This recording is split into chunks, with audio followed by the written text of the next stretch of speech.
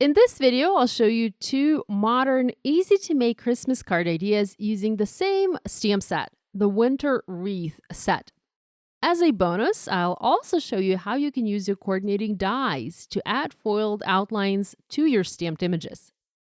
Hi everyone, I'm Yana Smakula and I'm hoping you love this video. If you do, please give it a thumbs up and subscribe to my channel. Ring the bell too to be notified of every new upload. Here's a look at the stamp set I'll be using in today's video. It's a beautiful, versatile set that features a large circle wreath and additional separate imagery to use together with the wreath or separately. You also have a simple sentiment that reads Christmas greetings. There are coordinating dies available for this stamp set to help you cut the images out. I like modern designs in my cards, so I decided to go for a slightly more modern color palette and a modern design. The design, however, can be done in a more traditional colors, say red, green, and white. I will be using a lot of dark blue, some gold, and just hints of red to make my cards look festive. I'm starting with a panel of dark blue cardstock cut to 4 1/4 by 5.5 inches. This will make the front of my card. I don't want the design to cover the entire front. I want there to be a small border, so I'm masking that border using low-tech tape. I'm masking about 1/4 inch off the edge on all 4 sides. Often I will forgo the masking and I will eyeball the placement, keeping the border in mind. But to make it easier to demonstrate this on video, and also to make it easier for myself, I've decided to mask the border on this card.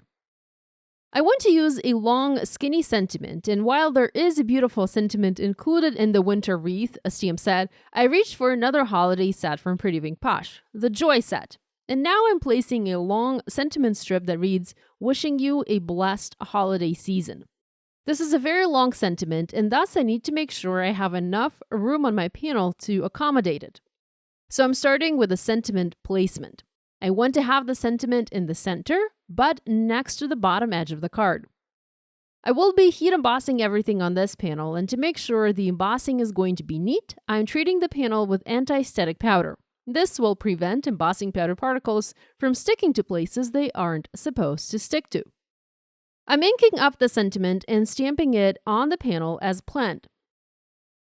Next, I'm going to add gold embossing powder to cover the stamping. I'm not going to heat set the powder just yet. I want to stamp the entire design first, cover all of it with embossing powder, and then heat set everything at once. This way, I will apply minimum amount of heat to the panel and will make sure that it's not going to warp, or it's going to warp as little as possible. As the more heat you apply, the greater the risk of your cardstock panel warping and becoming distorted. I've mounted all of the single stamps from the Winter Wreath stamp set onto clear blocks, and I've started stamping my design.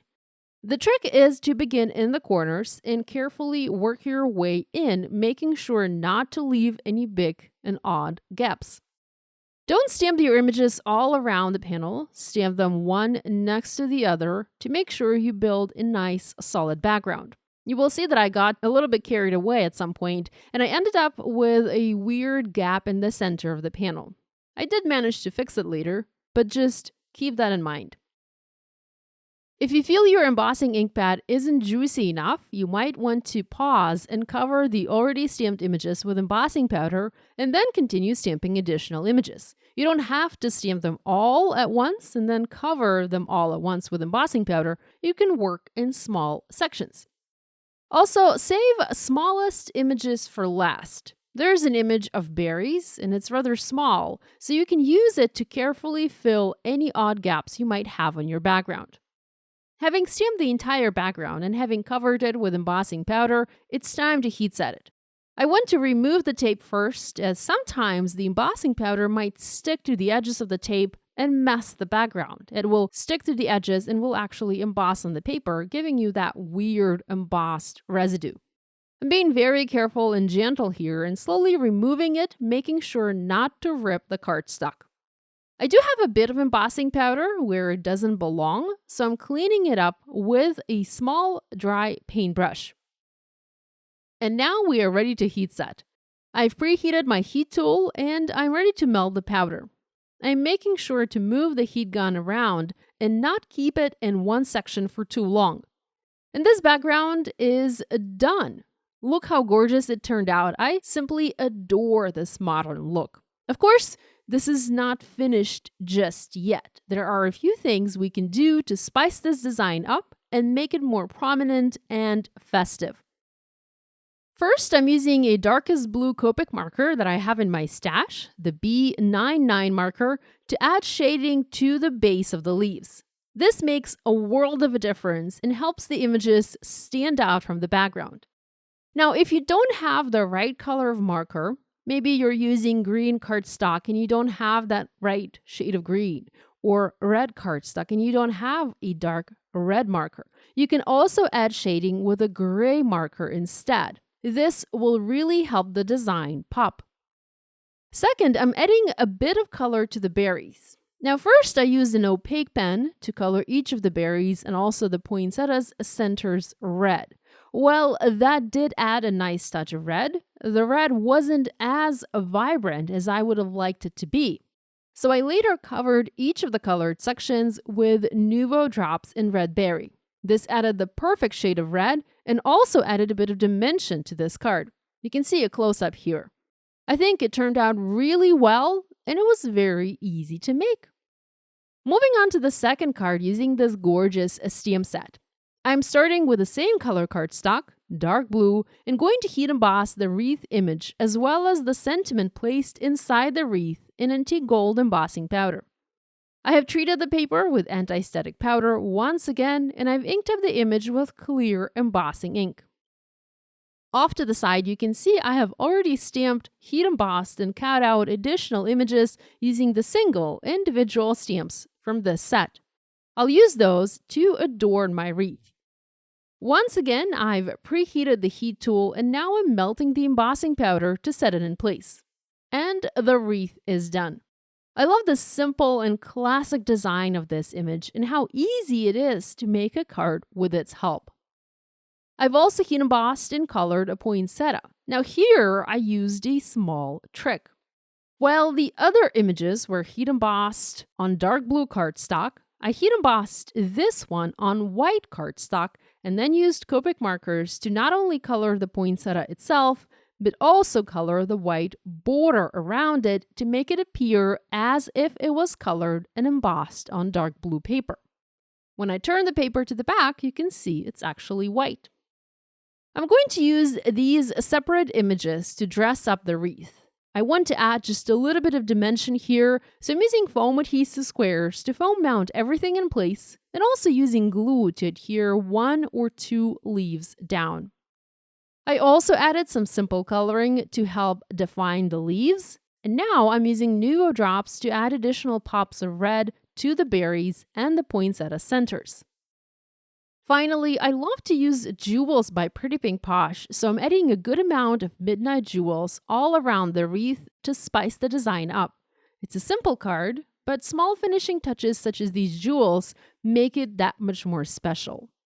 Here's a close-up of this card where you can see all the simple coloring and embossing. I think it looks simply stunning. Okay, I promised a bonus idea at the end of this video showing how you can use your coordinating dies to add foiled outlines to your stamped images. If you own a hot foil machine such as Glimmer by Spellbinders or another machine of the same kind, you can use your coordinating dies to add foiled halo-like outlines to your stamped images. Here, I'm starting with the same dark blue cardstock panel. I've taped the edges off to create a border, and I've positioned the Winter Wreath coordinating dies on the panel.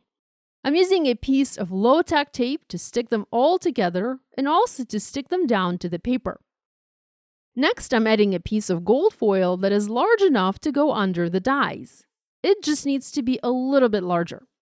I have my Glimmer hot foil machine all good and hot, and so I've placed the panel with the dies on the platform, and then I follow the machine instructions and press the timer button. I'm not going to go into details about how to foil in this video, as it's not about that. I do, however, have other videos that explain in detail how to use this machine and how to have great foiled results. Now, because I'm foiling with etched dies and not these specialty glimmer plates, I'm adding one extra cardstock shim to my sandwich. The dies are thinner than the plates, and that's why I need to add a shim. I typically like to add one cardstock shim anyways, so here I'm actually adding two to increase the pressure. With the machine nice and hot, I'm ready to take the platform out of the docking station and take it to my die cutting machine to foil. I don't have a lot of room on my desk, so I need to move things around to make sure they fit in my video frame. I've foiled the dies and voila, we have a beautiful foiled outlines on the paper. Very easy to do, and this just allows you to use your dies in yet another way.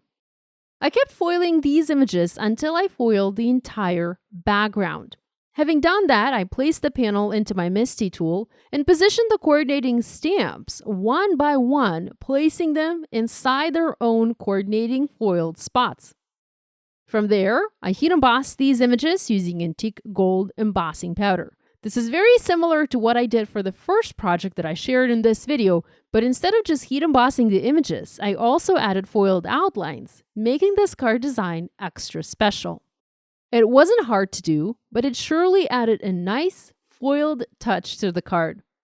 Here's a look at the finished card. I added Christmas greetings sentiment from the Winter Wreath stamp set. I cut the sentiment apart to make it one line instead of two. I also embellished the spaces in between the images with same midnight jewels to fill in the gaps that I had on the card. I really love the way this card and the other two cards turned out. They were easy to make and gave me beautiful modern designs in no time.